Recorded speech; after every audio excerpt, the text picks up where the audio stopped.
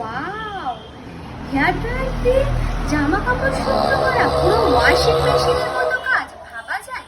চলো আজকে আমিও কিন্তু এই হ্যাকটা ট্রাই করবো। হেয়ার ড্রায়ার দিয়ে ভিজে জামা কাপড় কিভাবে শুকনো হয় আর তোমাদের সাথে শেয়ার করে বলবো এই হ্যাকটা কাজ করছে কি করেনি। তো চলো, আমার কাছে একটা ছোট্ট জামা রয়েছে। তো আমার এটা এই দেখো একদম একটা ছোট্ট জামা। এই জামাটাকে আমি একটা পুরো ভালো করে ভিজিয়ে নেব। তো ভিডিওতে যেমন দেখিয়েছে একটা শুকনো জামাকে ভালো করে ভিজিয়ে নিতে হবে, তারপর ড্রায়ার দিয়ে শুকাতে হবে। তো চলো আমি এই জামাটাকে ভালো করে ভিজিয়ে নিচ্ছি। দেখো এবারে এটাকে ভালো করে নিংড়ে নেব। একদম নিংড়ে নিয়েছি।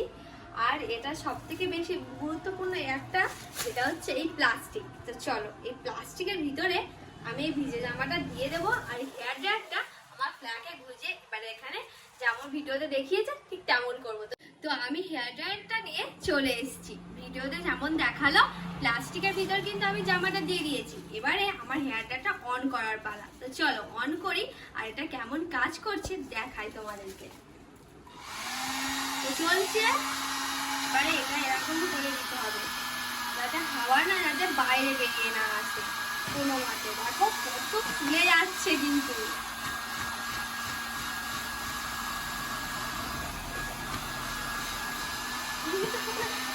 হাতটাই তো গরম হয়ে যাচ্ছে, কিভাবে করে রাখবো? আমার হাতে ছাকা লাগছে। একটা উনুন যেমন গ্যাস যেমন রান্না করতে করতে গরম হয়ে যাচ্ছে, তেমন প্লাস্টিকটা গরম হয়ে যাচ্ছে।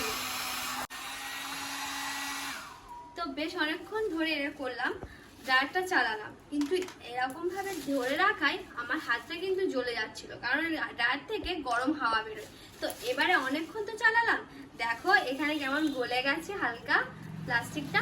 এবার তোমাদেরকে দেখায় জামাটা শুকনো হয়েছে কি হয়নি। তো জামাটা একেবারেই শুকনো হয়নি। এই হ্যাকটা একদম পুরো ফ্লপ, কোনো কাজের নয়। তো তোমরা অবশ্যই জানিও কমেন্ট বক্সে কেমন লাগলো ভিডিওটা। টাটা।